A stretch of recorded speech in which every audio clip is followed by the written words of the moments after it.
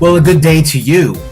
Welcome to Back to Basics, and today we're talking about parallel and perpendicular lines. Before we really talk about what we do with them and what the numbers are behind parallel and perpendicular lines, let's talk about what parallel and perpendicular mean. Parallel lines never intersect, ever, except for an infinity, but that's a different discussion that you can talk about in college. Parallel lines will never intersect. So if you look over there, you have two lines that will just simply not touch each other. And if I were to slap that on a coordinate plane and try to go up and over and find out what the slopes are, it's obvious what the slopes are. They're the same, the exact same. Parallel lines have the same slope. It's just if one's a little bit higher than the other, it has different y-intercepts. That's it. Parallel lines have the same slope. And if you're talking about coordinate planes, they have different y-intercepts.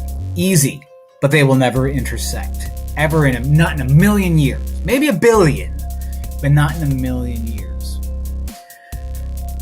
Perpendicular lines, however, as you can see from the graph, they do intersect, but intersect in a very specific way. Look at that graph over there. If I were to look at that graph over there, I might be able to say, I could find out that one slope appears to be, let me see, the red slope appears to be up 1, 2, 3, 4, 5, 6 over 1, 2, 3. So this red slope appears to be 6 over 3, which is 2, or 2 over 1. And that blue line appears to be negative up 1, 2, 3 over 1, 2, 3, 4, 5, 6. Negative 3 over 6 is negative a half. Well, one was positive, one was negative, one was a half, and one was 2 over 1. Perpendicular lines are the same thing, but one's negative and flipped, also known as negative reciprocals. A reciprocal is when you take a number and reflip it. Oh, I'm sorry. Flip it. Oh, I accidentally made reciprocals sound like reflipricals. What an accident I made. Bing. I didn't make an accident. And I haven't in many years. Thank you. Lost my train of thought. Okay, so I have one is going to be positive and one's going to be negative, and the other one is going to be the flipped version of the other. So if I found out that a line was a half and I wanted to find out what the negative reciprocal of a half is, it would be negative 2 over 1, or just negative 2. If I gave you negative 3, I might think, well, negative 3 is the same thing as negative 3 over 1. So you flip that and take the negative of a negative, which is just a positive. So perpendicular lines, their slopes are negative reciprocals of each other. I don't care about their y-intercepts. I only care about their slopes, and their slopes are negative reciprocals of each other. And you find the negative reciprocal by flipping it and making it opposite. Flip it, opposite, flip it, opposite, flip it, opposite, flip it, opposite. Find if the two equations are parallel, perpendicular, or neither. Okay, I can do this. In a previous episode, I used standard form to find the slope. But what I'm going to do is to find the slope for this blue guy is I'm just going to solve for y like I normally would. So I'm going to solve for y like I normally would. I'm going to subtract 3x from both sides minus 3x cross u out.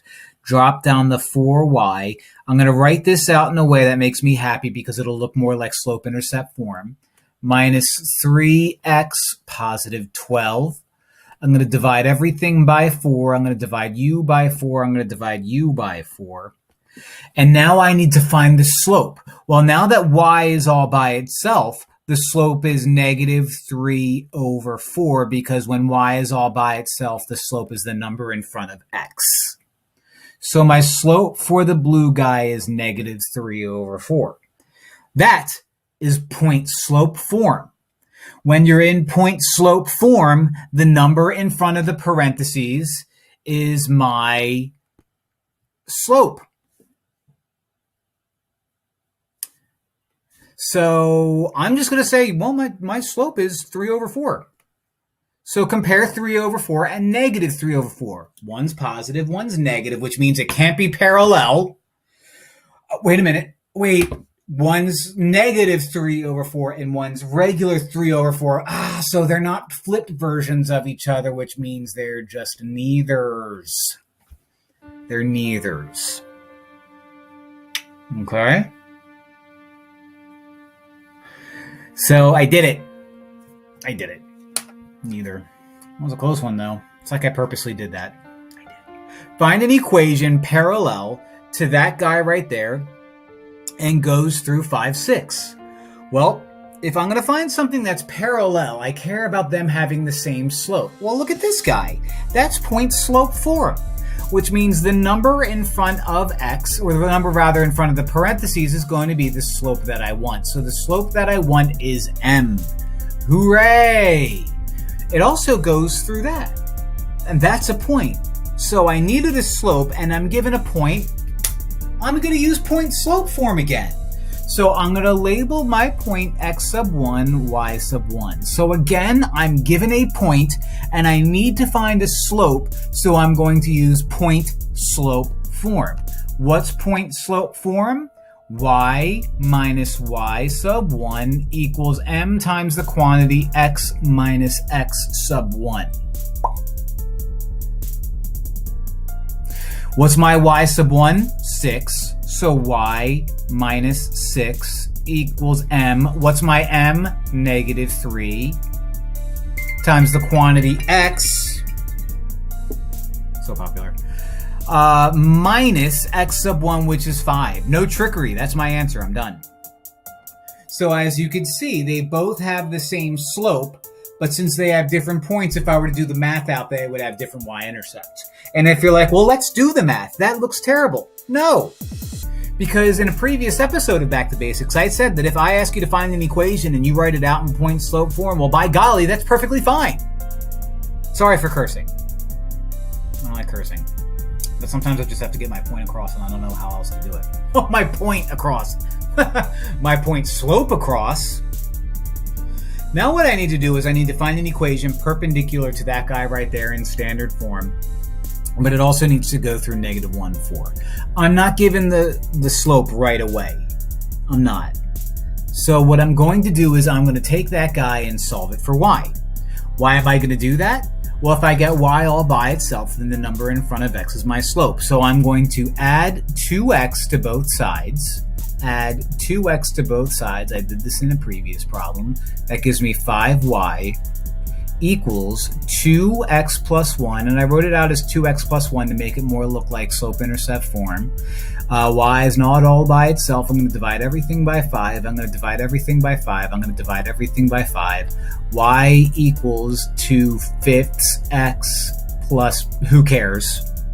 Because my y-intercept doesn't matter. All I care about is my slope. What is my slope? 2/5. However, the slope that I want has to be perpendicular to that. And perpendicular is the negative reciprocal of 2/5. What's the negative of a positive? A negative. And if I flip the 2/5, I get 5/2. So there's my slope. Oh, look, a point. So I will label that point.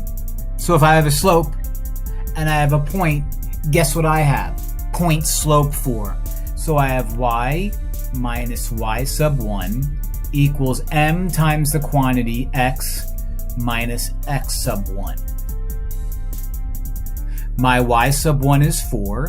Y minus 4 equals my m, which is negative 5 over 2. X minus x sub 1, which is negative 1. That double negative looks terrible. Yeah, that'll do. And that's it. That's it. Point slope form is A-okay with me. I'm running out of space according to my computer, so I'm going to end this video now. Bye!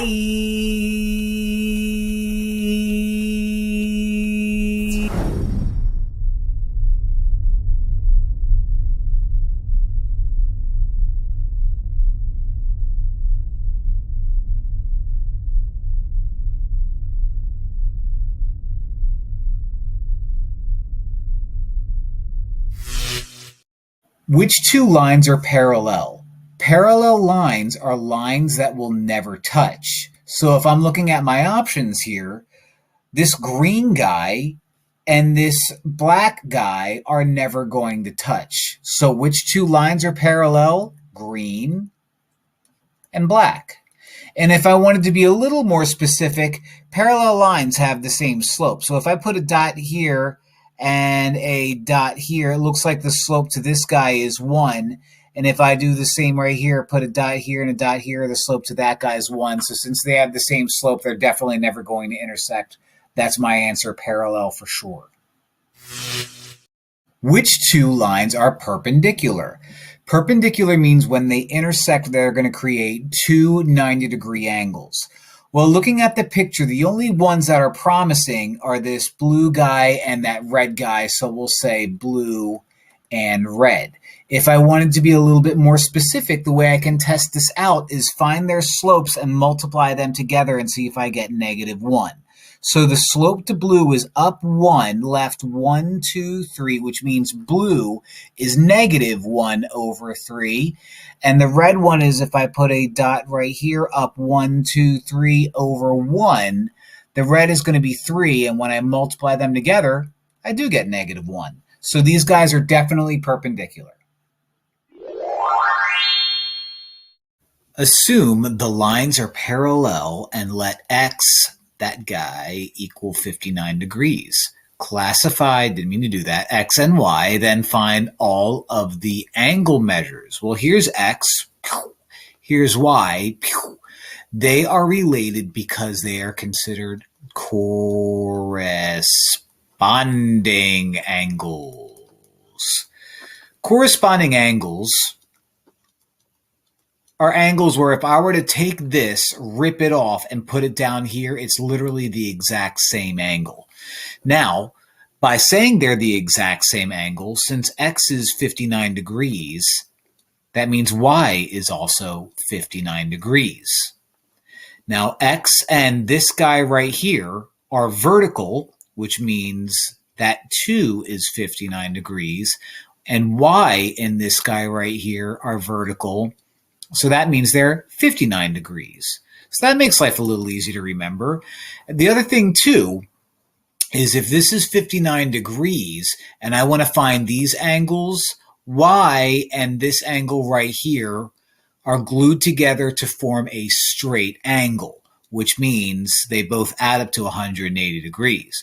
So in order to find all the other angles, 180 minus 59 is going to give me 121 degrees.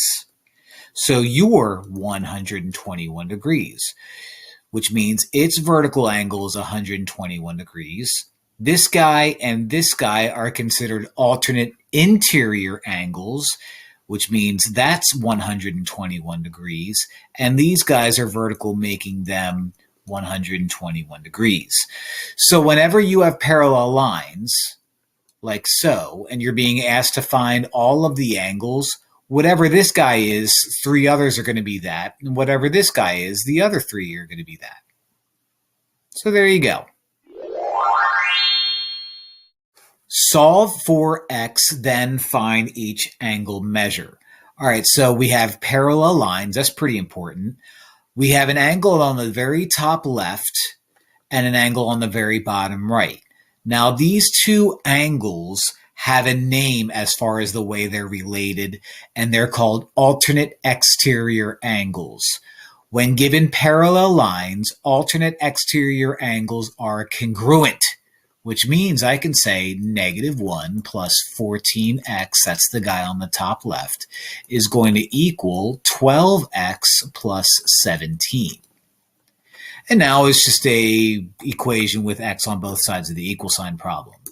So I'm going to subtract 12x from both sides, like so, minus 12x, and across you out. That leaves me with -1 plus 2x equals 17. Now it's a two-step equation, so let's add 1. Let's add 1, cross u out. 2x equals 18. Divide by 2, x equals 9. Now I did part 1, which was solve for x. Part 2 has me finding each angle measure. Well, just because x is 9 doesn't mean the angle measure is 9. In fact, it's not. The angle measure could be u or u as long as I plug in 9 for it. So why don't I take this one? 12 times 9 plus 17. 12 times 9 is 108 plus 17 is going to be 125. So this angle down here on the bottom right is 125 degrees, which means its alternate exterior angle is also going to be 125 degrees. If I were to look at this angle and go directly opposite of it, I have vertical angles, which means that's 125 degrees. And this angle is alternate interior to that angle, which means you're 125 degrees. It just makes sense because it's vertical to that guy right there. Now, if all of those are 125 degrees, I have to keep in mind that if I were to take any two adjacent angles in any of these problems here, any angle glued to each other is going to add up to make a straight angle. In other words, 180. So if I wanted to find out what all of these angles are, I'm going to do 180 minus 125, which gives me 55 degrees. So your 55 degrees, which means its vertical angle is 55 degrees, which means its alternate interior angle is 55 degrees, which means its vertical is 55 degrees.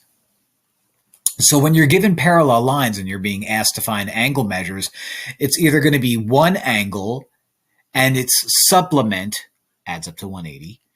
And if whatever angle you come up with, three other angles are going to be the exact same thing. Vice versa with these guys. So there you go. Fun. Write the equations of 5 lines that are parallel to y equals x over 2 minus 6. Parallel lines have the same slope, but different y-intercepts. Okay, so I'm going to view this from the viewpoint of y equals mx plus b, where y is all by itself, the number in front of x is my slope, and the number floating around is my y-intercept. Now this is not written like that. This is not a number in front of x. This is x over 2. So why don't I rewrite this as, instead of saying x divided by 2, I take half of x. So I have half of x minus 6. So what I need to do is write out 5 of these guys that have 1/2 in front of x and something that's not negative 6 floating around. So how about y equals 1/2 x, leave it, plus 0. That's 1. How about y equals 1/2 x plus 68? There's 2. Y equals 1/2 x minus 61. Ooh, tricky there. See, if I put minus 6, that doesn't count because it would be the same line and that's not parallel. But minus 61, that's just fine. How about y equals 1/2 x plus 423? And how about y equals 1/2 x minus 667? Oh, the possibilities are endless. But here's 5 of them. And literally the possibilities are endless. I could make a video where I could ask you 500 of these. And you would just be so excited that you would watch the whole thing. And I appreciate it if you did, because that's what puts money in my pockets, baby. Parallel line. All right, we have a line that's perpendicular and also goes through a point. So first things first, when it's perpendicular, it's going to have a negative reciprocal to a slope. This is negative 1/2, so a negative reciprocal is positive 2 over 1, or just 2. That's my new m. Also, it goes through that point, which I'll label x sub 1, y sub 1. You can barely see it. I'm going to use point slope form because I'm allowed. Point slope form is y minus y sub 1 equals m times the quantity x minus x sub 1, and I just plug it in. Okay, y minus y sub 1 is y minus 6. That equals m, which is 2. X minus negative 4. So I'm going to put plus 4 because of the double negative. There you have it. In order to find out if something's parallel, perpendicular, or neither, you need the slopes. Well, I have a slope right there. The other one, I'm not so lucky. So I'm going to subtract 3x from both sides. Subtract 3x from both sides. That gives me negative 2y equals negative 3x minus 2. Now I have to divide everything by negative 2. So negative 3 over negative 2 becomes positive 3 over 2. And that's my slope. I'm going to compare that to the slope that I have over here. Same fraction, but one's positive, one negative. So this is not parallel because they're not exactly the same. Not perpendicular because they're not negative reciprocals, but neither because they're just negatives of each other. Done. All right, we are given a two-column proof where we are also told that A and B are parallel lines and C and D are parallel lines. And from this, we have to show the measure of angle 2 plus the measure of angle 11 is 180. Whenever you're dealing with two-column proofs, you take what you're given, allow that to formulate some kind of game plan in your mind, and probably make yourself a rough draft before you actually get started. So you take what you have and you kind of allow yourself to go from point A to point B. Okay, and find a way to connect these two. Now, if I look at 2 and 11, they're not connected.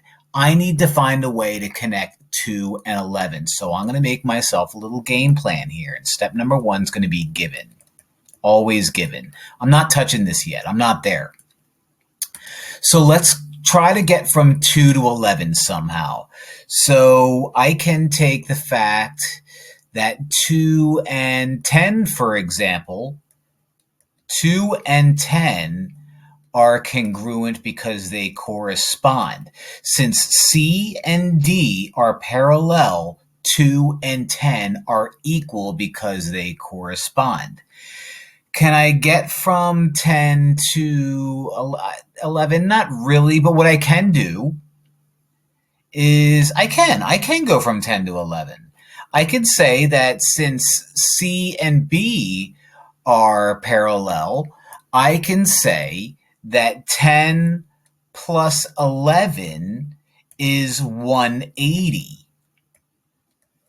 And that's because the interior same side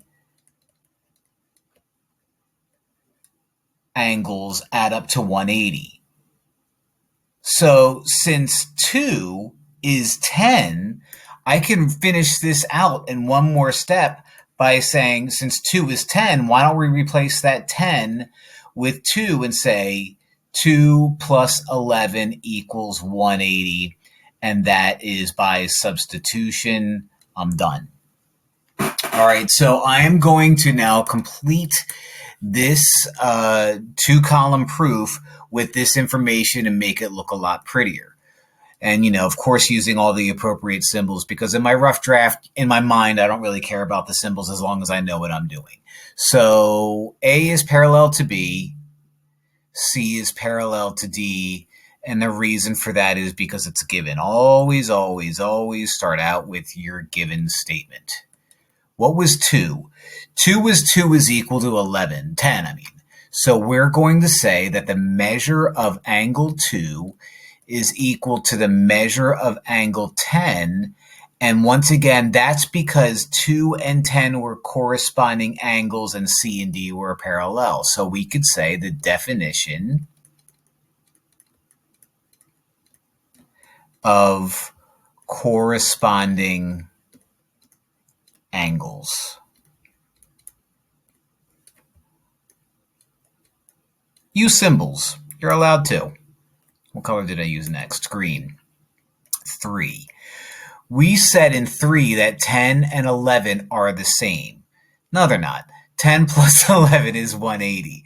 The measure of angle 10 plus the measure of angle 11 is 180 degrees, and that's because interior, same side angles are supplementary.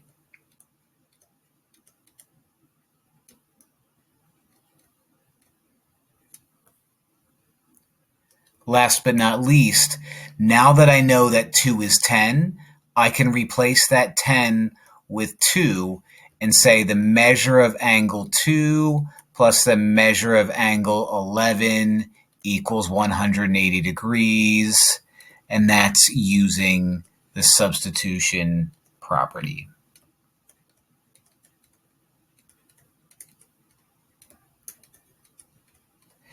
So when given a bunch of parallel lines, use that. You're going to use words like interior angles or alternate interior angles, alternate exterior angles, corresponding, same side, supplementary.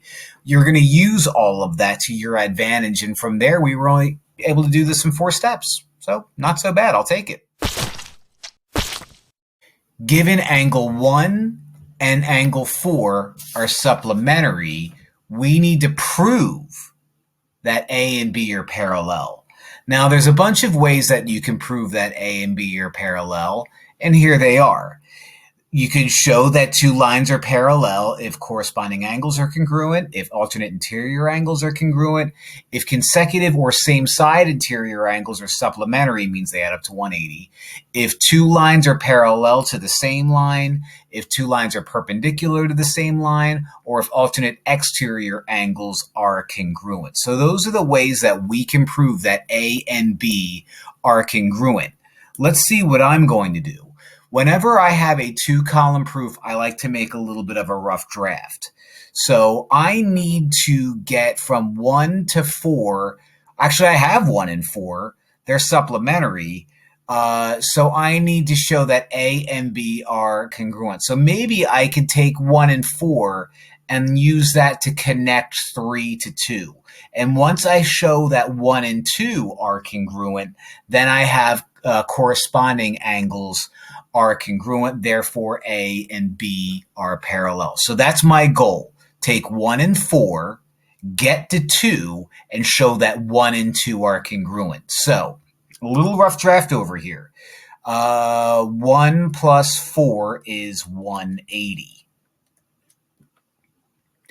From that, I can say that, well, since what am I told? I'm told that C and D are parallel.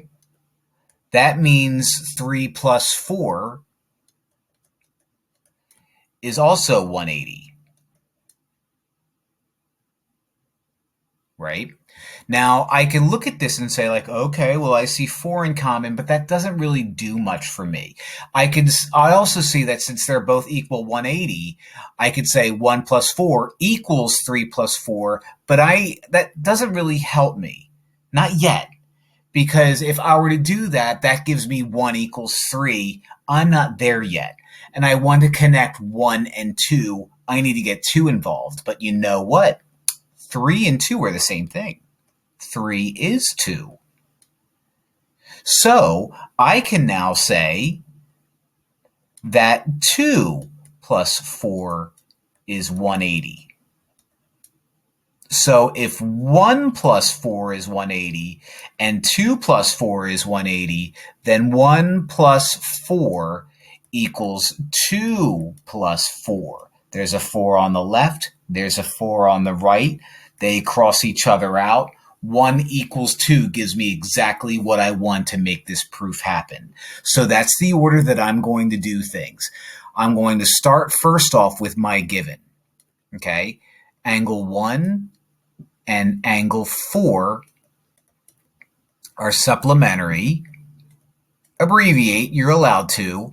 Also, C is parallel to D, and that's going to be my given. Always, always, always, always, always, always, always start out with your given.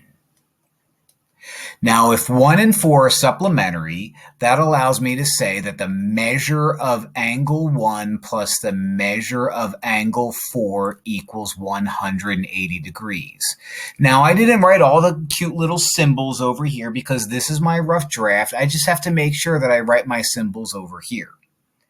Now, the reason for that is the definition of supplementary angles.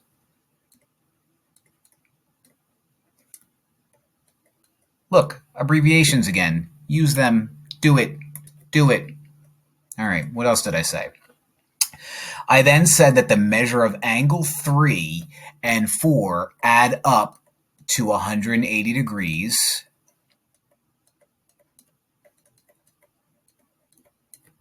And that is the definition of same side interior angles. Once again, being a little bit lazy with my wording because I don't have a whole lot of space to deal with. If your teacher lets you be lazy, be lazy. If they don't, don't. But again, I'm being lazy here because space is limited for me. I'm not the best drawer. Good thing I'm not a dresser, am I right? 4.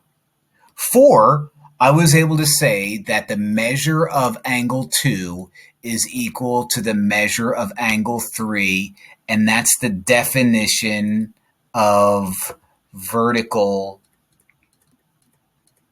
angles. Don't know why I didn't just do those quote thingies again. Too late. Too late. Where am I now? I now know that since 2 and 3 are the same, I can rewrite line 3 and make this the measure of angle 2 plus the measure of angle 4 equals 180. And that was using substitution. So substitution, property of equality. So I'll just say substitution prop. Okay. Going back to red. Since 2 plus 4 equals 180 and 1 plus 4 equals 180, then the measure of angle 1 plus the measure of angle 4 equals the measure of angle 2 plus the measure of angle 4. And I could use substitution. I can use transitive property. I like transitive property, so let's use transitive property of equality. Last but not least, I could subtract the measure of angle 4 from both sides. I could subtract the measure of angle 4 from both sides, and that tells me that angle 1 is equal to the measure of angle 2, and that's the substitution property of equality. Subtraction property of equality.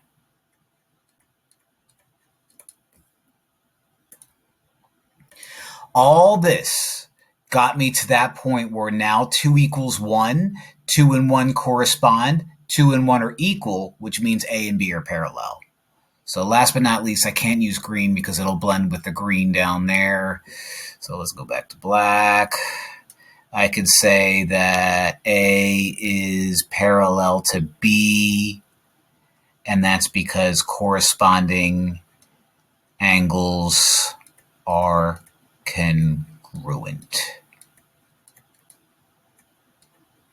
Corresponding angles are congruent.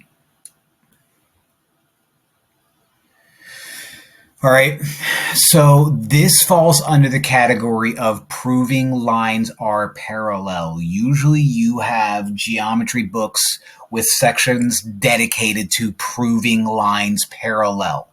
And when you're trying to prove lines parallel, you look at the 6 options that I gave you at the beginning of this problem and try to make one of those things happen. I did by showing that 1 and 2 are congruent, therefore A and B are parallel. And I'm done.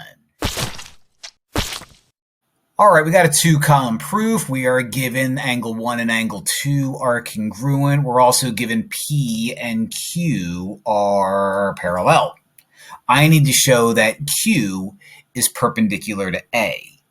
So in order to show that Q is perpendicular to A, I need to show that 1 and 2 are 90 degrees. So this is actually not too bad. All right, I have my given. What I always like to do is I like to make myself a rough draft over here. So if I'm given the fact that 1 and 2 are congruent, and also 1 and 2 are directly next to each other and form a straight angle, 1 plus 2 is 180. I'm also told that 1 and 2 are the same. So I could say 1 plus 1 equals 180, and that's the substitution property. If I combine like terms, 2 times angle 1, I know this doesn't look right, but this is a rough draft and I know what I'm doing. So 2 times angle 1 is 180. Divide both sides by 2, and angle 1 equals 90. Which means angle 2 is 90, which means since 1 and 2 are 90, in fact, I don't even need to say the fact that 2 is 90. I could skip that part. Once I know that 1 is 90, I have enough information to finish my proof and say Q is perpendicular to A. So let's set this up using all this information over here.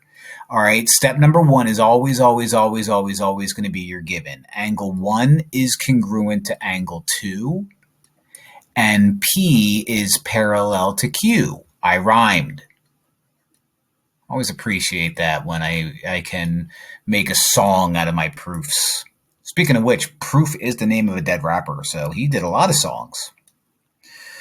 The measure of angle 1 plus the measure of angle 2 is 180 degrees. We said that because they're right next to each other. So we can say the definition of supplementary angles. Definition of supplementary angles. Look at me being lazy and abbreviating. You're allowed to do that if your teacher lets you. What did I do next? Well, since I know that 1 and 2 are the same, I said the measure of angle 1 plus the measure of angle 1 is 180. So I replace 2 with 1, and whenever you replace something with something else, that's the substitution property. Substitution prop.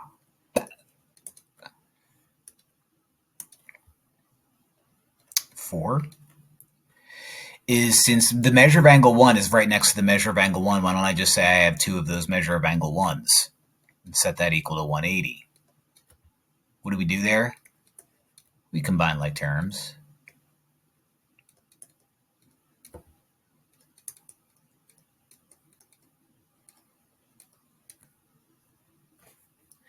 If I divide both sides by 2, I got the measure of angle 1 is 90 degrees. So I divided both sides by 2. That's the division property of equality. So I'll say division prop.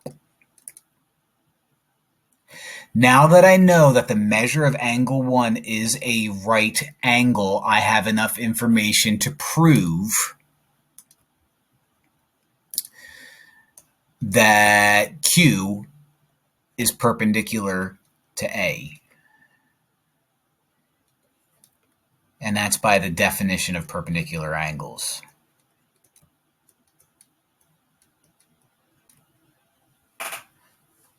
So I like it. I'm happy with it. I'm sticking with it. I'm trying to think if there's anything I need to add to this video, and I really don't. It's pretty straightforward. It's just you have to make your rough draft and then go from there. And, it's a pretty clean proof. I'm happy with it. Holy bonfire on my Aunt Sally's lawn. Look at the size of this thing. This is going to be a nightmare. Look at all the information we're given. Look at all this stuff. Look at what I'm trying to prove. It's everywhere. So what I need to do is I need to go from all of this info and show that BAE, which is U, is congruent to BCE, which is U. So I'm told stuff about parallel lines, so I'm probably going to have to deal with alternate interior angles, or maybe some type of angle, but it looks to me more like alternate interior angles. I'm told that BE, this uppy-downy thing, and DF, this lefty-righty thing, are perpendicular. That gives me the 90-degree angle. I'm also told that AEB and CEB are the same. So I have a lot of stuff going on here, and the first thing I'm going to do is make myself a rough draft. So I'm not even going to try to do this right away. I'm going to save the parallel line stuff. I'm told that BE is perpendicular to DF. So what that means, if BE is perpendicular to DF, I can start out by saying that the measure, and again, this is a rough draft that I'm about to make, so don't cling to the fact that I'm not using the proper symbols and stuff like that.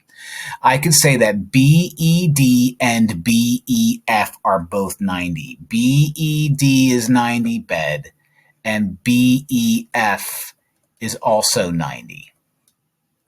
I know that BED is BEA. Actually, they want me to do AEB. I hate it when they put it out of order. BED is these two guys added together. So AEB plus AED, a shocking angle. If you get it, you get it. Is 90. Also, BEF consists of BEC, but they want me to write it out as CEB. So CEB plus CEF is 90. Angle addition postulate. What do I know? I know that these guys are the same. So why don't I just take one of them and replace one of them with, like, I don't know, why don't I take this AEB and replace it with CEB? So I have CEB plus AED equals 90. You don't change. You don't change. You don't change. So since they're both 90, why don't I try this out? Why don't I try the transitive property and write out CEB plus AED, which equals 90. Since that equals 90, they're now equal to each other. So CEB plus CEF. Now, what I can do is, since CEB is on the left and the right, I can subtract that out and end up with AED equals CEF. Now, this is terrific news, because AED is this guy right here. AED is this guy right here, which is congruent to A or BAE. Okay, they want me to use BAE, not CAE. Annoying, but that's what they want me to do. These guys are congruent. Why? Because this is parallel and these are alternate interior angles. So I can say BAE is congruent to AED, and I can say that CEF, which is this guy, is congruent to how do they want me to write it out? BCE. BCE.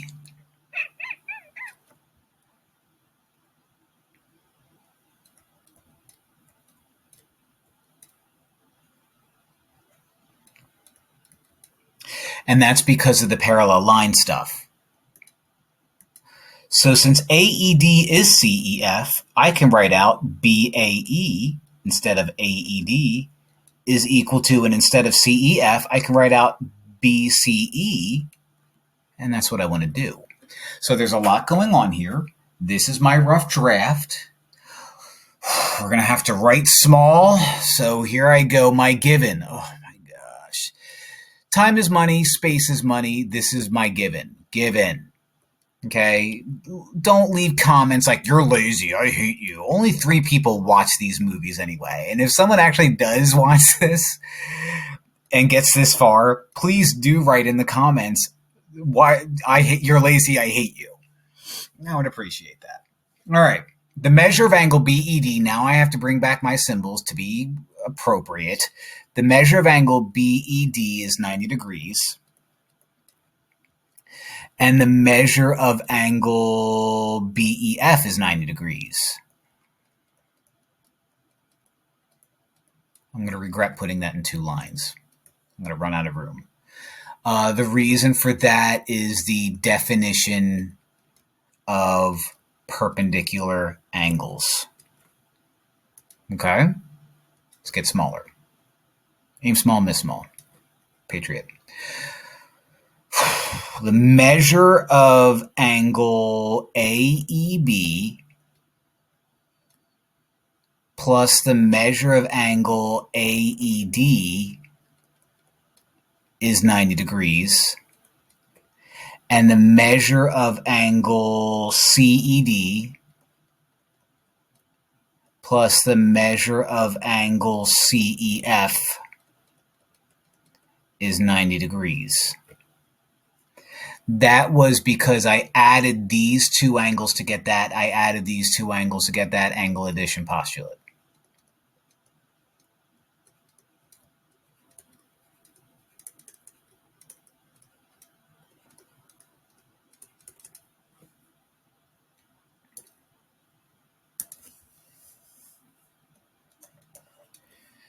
I then said that CEB plus AED is 90 degrees, and I used substitution for that. So the measure of angle CEB plus the measure of angle AED is 90. And I use the substitution property for that one.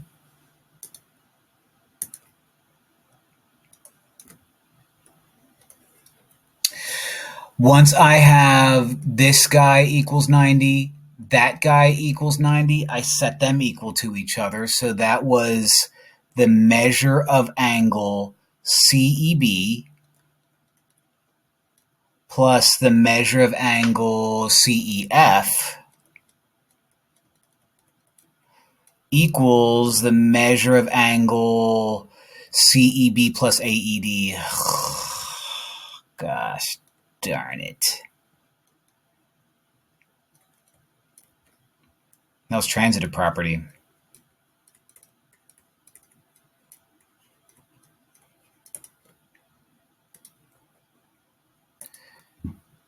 CB on the left and CB on the right cancel out, and that's because of the subtraction property. So that left me with AED is congruent or equal to the measure of angle CEF. And I did subtraction property of equality.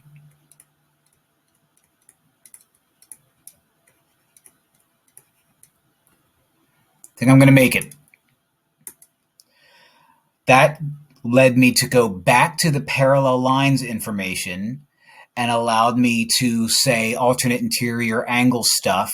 So that was the measure of angle BAE was equal to the measure of angle AED, and the measure of angle CEF is congruent to the measure of angle BCE. And that was definition of alternate interior angles. And last but not least, Since AED was BAE and CEF was BEC or BCE, then Bay is before Christ. Sounds like my dating history, right? The measure of angle BAE is the same as the measure of angle BCE, and that was substitution property of equality. Maybe you can get away with transitive for that one. Substitution.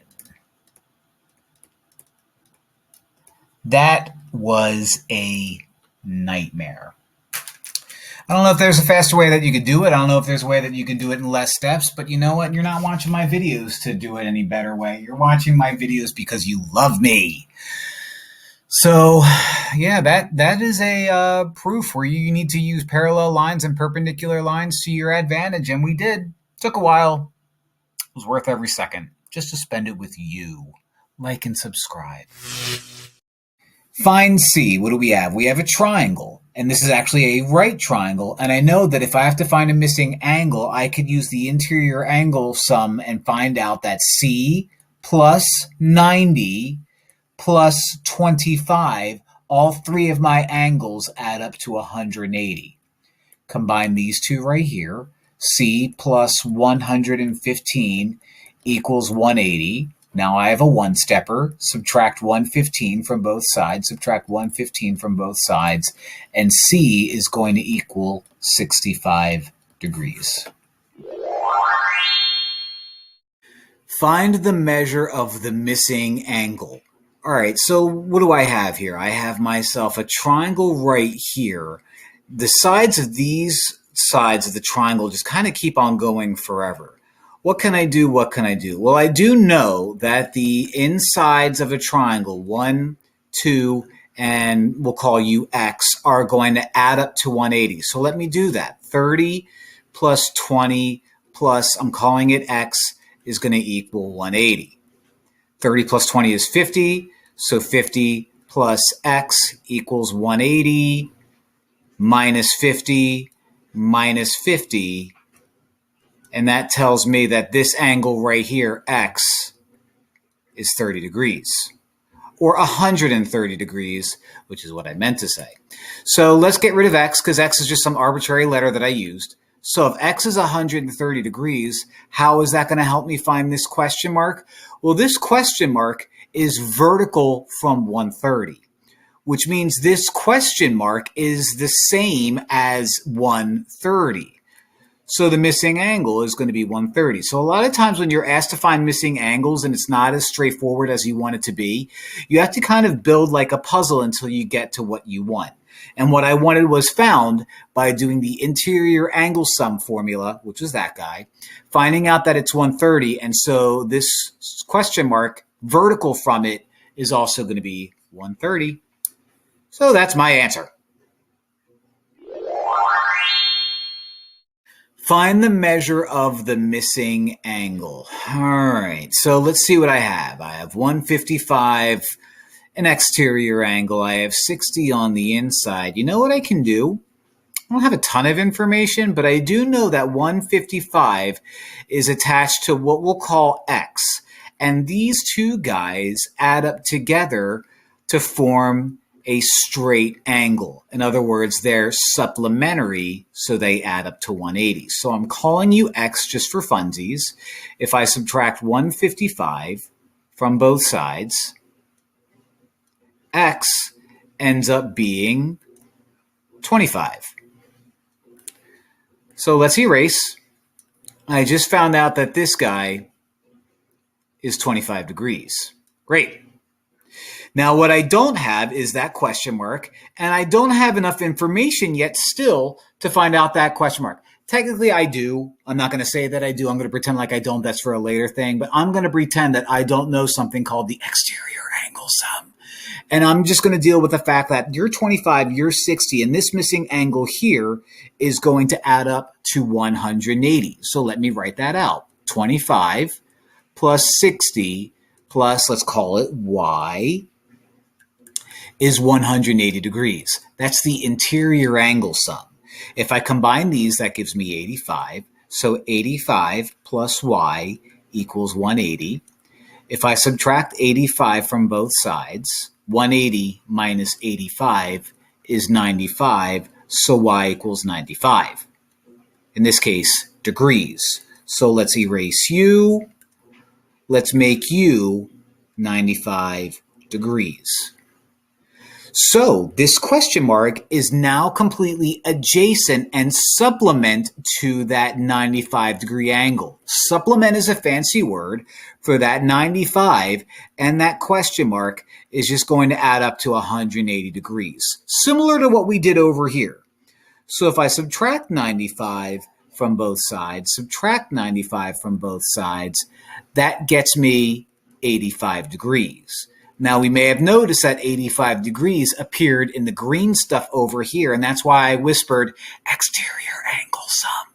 That's going to be in a future video, but for this video, I pretended that that didn't exist, and I ended up with this question mark being 85 degrees. Find the measure of the missing angle. So the angle that I need to find is all the way the heck over here. So usually when I have to do a wacky problem like this, I'm dealing with the fact that I have triangles everywhere. That ends up dealing with 180 degrees. I have angles that are glued together to make straight lines, more 90 or 180 degrees. I looked at that, which is why I said 90 degrees. We've got a lot going on here. So let's kind of take what we have and start building pieces to a puzzle and work our way over here. All right, so I have 115 and this angle right here creating a straight angle. So what I do know is that if I were to add 115 and that angle right there, I'd get 180. So to find that, I'm going to subtract it, 115 from 180. I'm not showing all of my algebra steps.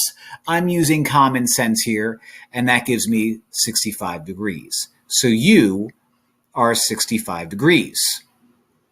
Now, working my way from the left to the right, I can find out what this angle is by using the interior angle sum. In other words, 65 plus 85 plus, we'll call it x, is going to equal 180.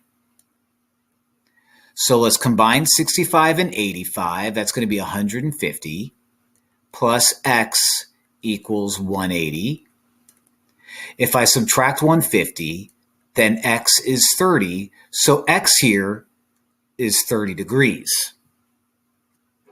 Okay, so still haven't gotten to my question mark, but again, I'm starting from the left and building my way to the right.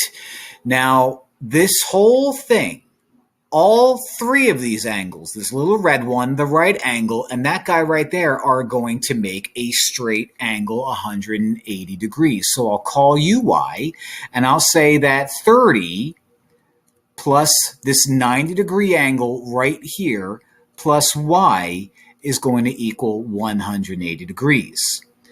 Combine the 30 and the 90, and that's 120. So 120 plus y equals 180.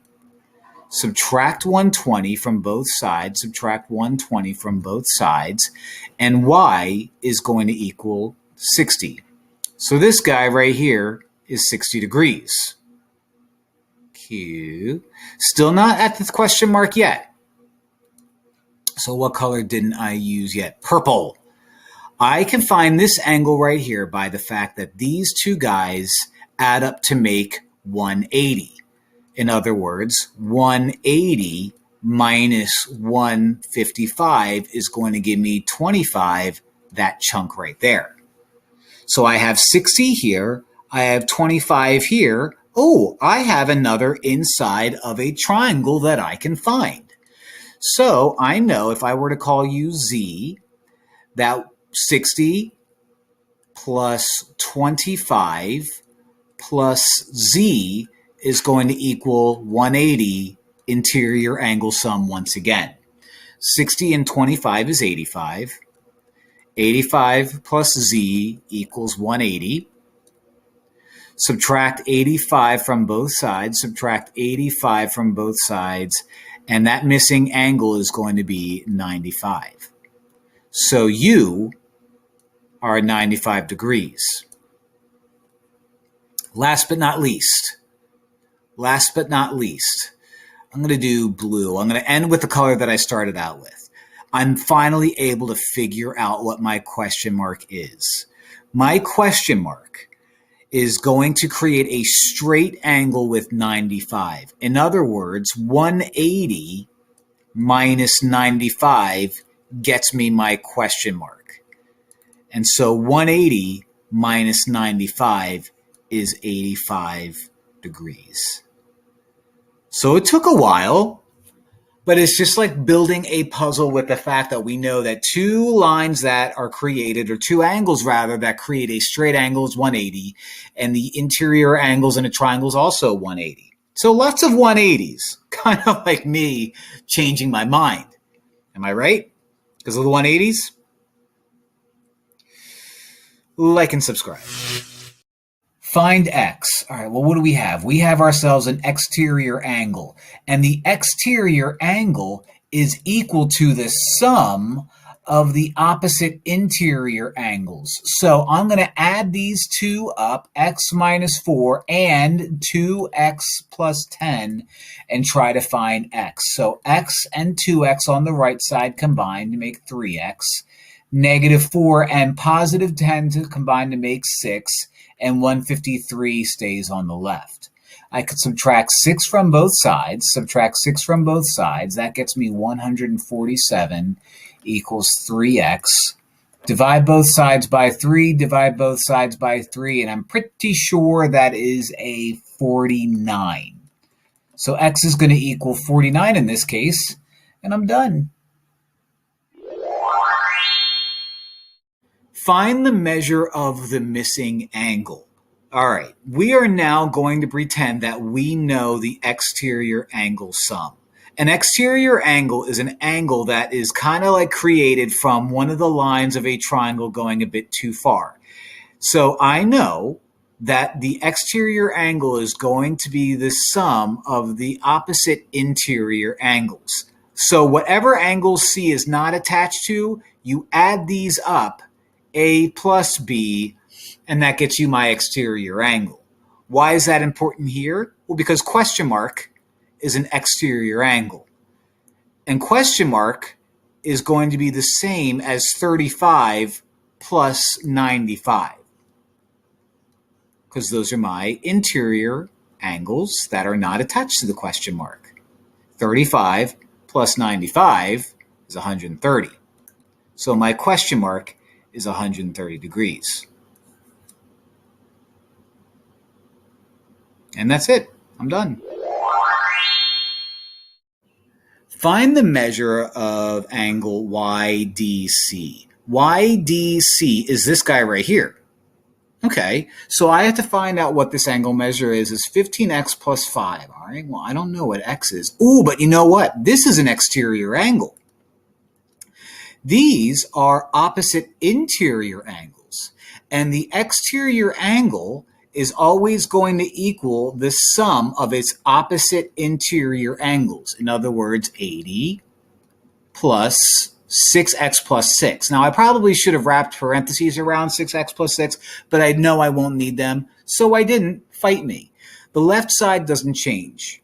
15x plus 5 doesn't change. On the right side, I can combine 80 and 6 to make 86, and then I add 6x to that because that hasn't changed. Now I have a variable on the left and a variable on the right. Let's get rid of 6x because why not? I could subtract 15x from both sides, but this keeps things positive, and I'm a cheery guy, so I plan on doing that. 15x minus 6x is 9x. Drop down the plus 5. Drop down the equal sign. Drop down the 86. Let's subtract 5 from both sides, and I get myself a nice little 81. Perfect.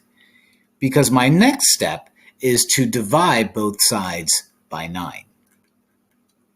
Which tells me that x equals 9. Hooray, I'm done, right? No, because my job is to find angle YDC. Angle YDC is given to us by 15x plus 5. It's not saying 5x. It's saying find out what x is, then plug it into this guy, and the measure of angle YDC is going to equal that. So 15 times 9 plus 5 is going to be, I believe that's 135 plus 5, which is 140 degrees. Oh man, cool beans. So I did it. Find the measure of the missing angle. Missing angle's way over here.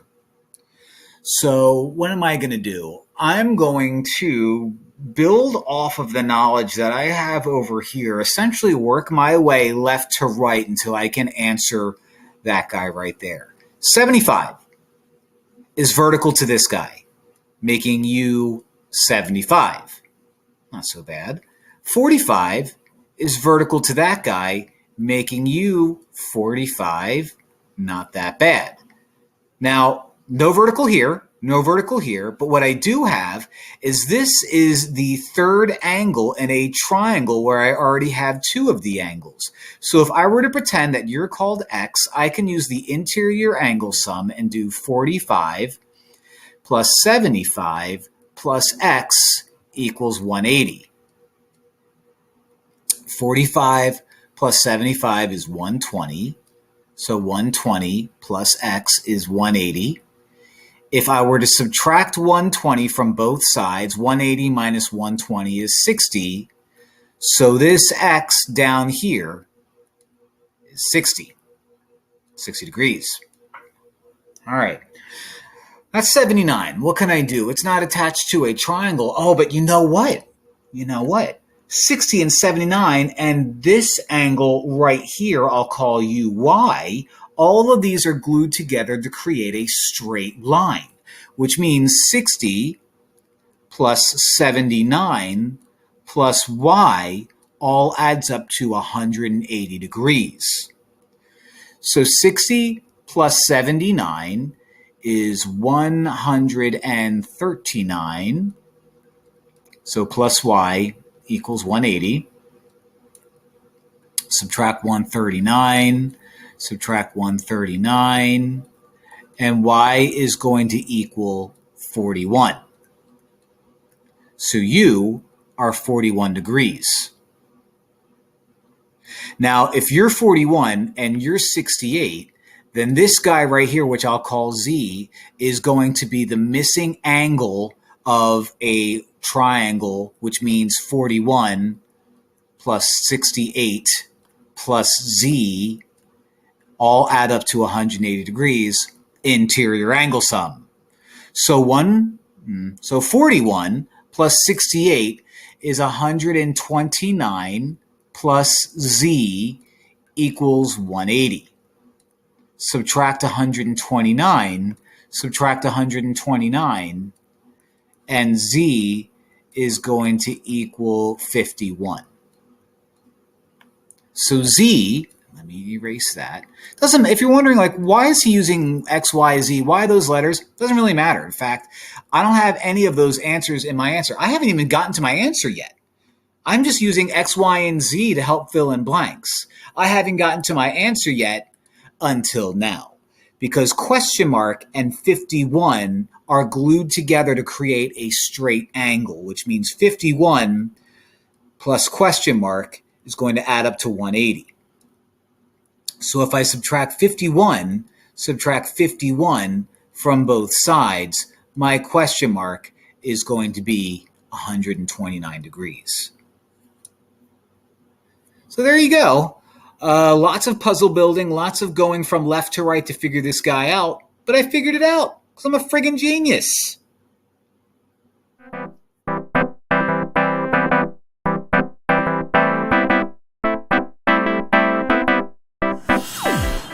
All right, everyone, proofs. We are being given a parallel segments. We're also told that two angles are the same, and we need to prove that angles are parallel. So usually when you have to prove that angles are parallel, you have to come up with the name of the postulate that has either alternate interior angles being the same exact thing or corresponding angles being the same exact thing. Stuff along those lines is what we have to do. So let's make ourselves a rough draft like we normally do and see what we come up with. Now, before I go too far, I see that I have Wx is parallel to Yz. So I'm going to extend these a little further just so I have a good visual of what I'm dealing with. Okay? Terrible job making a picture. I'm going to extend these so I can see what's going on. I'm going to do the same thing with this, same thing with that, same thing with this, same thing with that. Because by doing this, I kind of have a visual of what my types of angles are. Now, I'm first given 2 and 3 are equal. I'm also given that Wx and Yz are parallel. So if Wx, that one, and Yz are parallel, boom, I can take the fact that this guy is a transversal through 2 parallel lines. So let me say that. Let me do this. Boom, boom. This says that these two are parallel. I have my given, so this is step 1. That's step 1, given, blah, blah, blah, blah, blah. I know that angle 1 is congruent to angle 3 because if this is a transversal cutting through these 2 parallel lines, then 1 and 3 are going to be congruent because they're alternate interior angles. Okay. I need to somehow find a way to, well, hold on. This is actually good because I know that 2 and 3 are congruent, which means if 2 and 3 are the same and 1 and 3 are the same, then that means by transitive property, 1 is congruent to 2.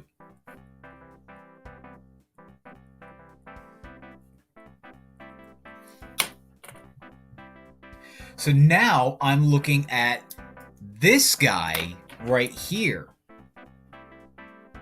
as a transversal to focus on and trying to get information about that line and that line. If I'm focusing as if that's my transversal, angle 1 here and angle 2 here being congruent to each other tells me that these 2 lines right here are parallel. Okay, so I'll explain why in a second. WY, which is this line, and XZ, which is that line, are parallel. And the reason why is these guys are corresponding angles to each other, and since their corresponding angles are congruent, I can say that these 2 are parallel by the converse of corresponding angles postulate. I know, that's super sloppy. So let's put it all together.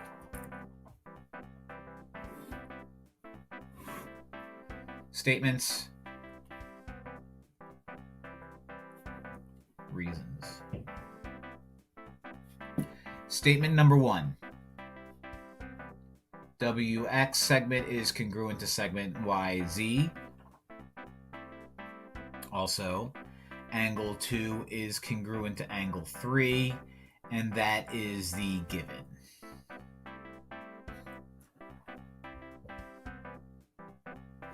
Step 2. Angle 1 is congruent to angle 3 because if these are parallel, then these are alternate interior angles. Angle 1 is congruent to angle 3 by definition of alternate interior angles.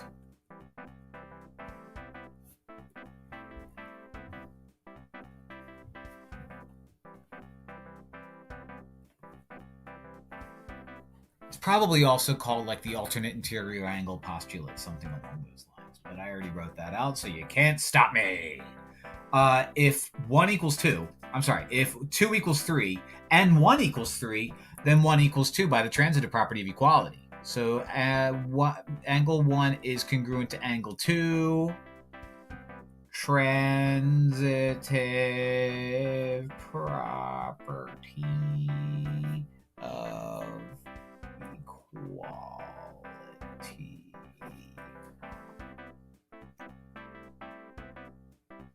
And last but not least, I have what I need to prove, that WY is parallel to XZ. And the reason why I use that is the converse of corresponding angles postulate. Cool. Not bad. Look, its bark was worse than its bite. Its bark was worse than its bite. All right, that should do it. Simple. 6.5 minutes. Bye.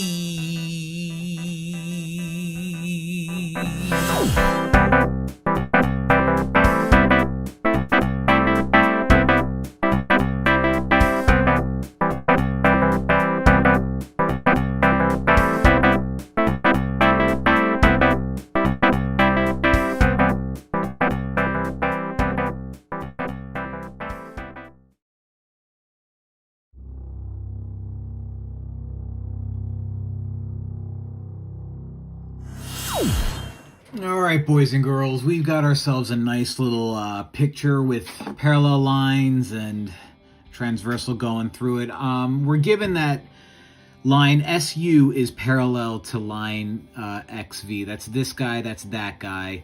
Those little pink triangles there indicate that. I need to find RTU, which is that one, and X angle XWY, which is that one. I need to prove that these guys add up to 180. So this is what I'm thinking.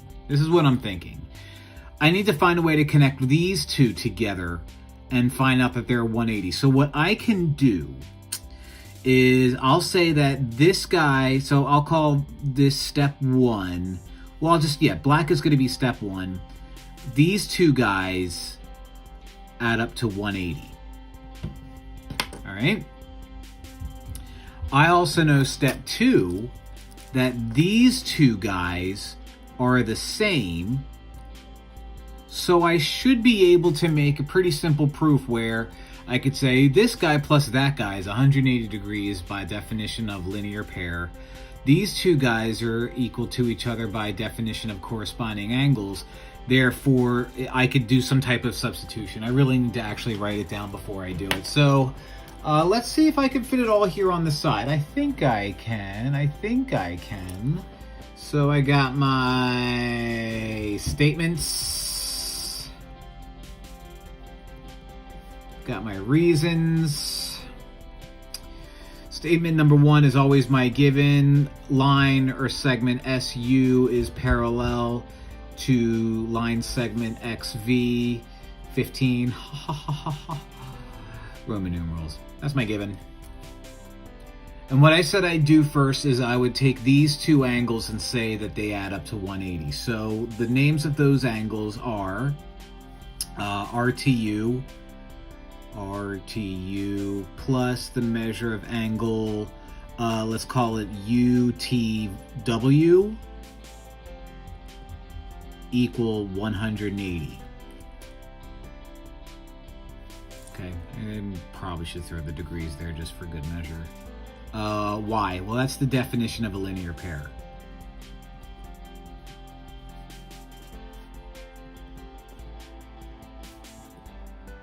Okay, linear pair is when you have two angles glued together that make a linear line.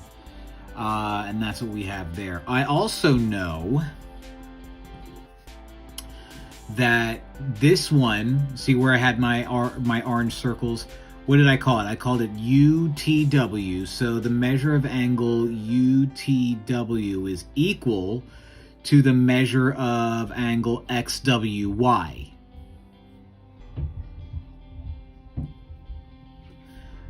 And that's 3. That's the definition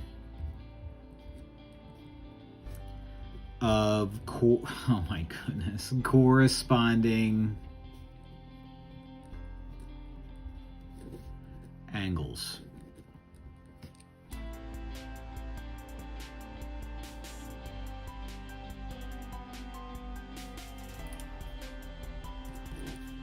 And I'm trying to get that these two add up to 180. So I have RTU plus UTW is 180. I just found out that UTW is the same as XWY. So if I just replace UTW with XWY, I'm good. So the measure of angle RTU plus the measure of angle XWY equals 180 degrees. And I did that using the substitution property of equality.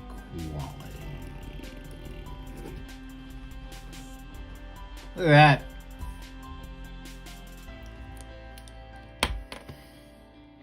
I must be a gymnast because, you know, I landed that one. I landed that one. All right, that should do it. Pretty simple. Bye.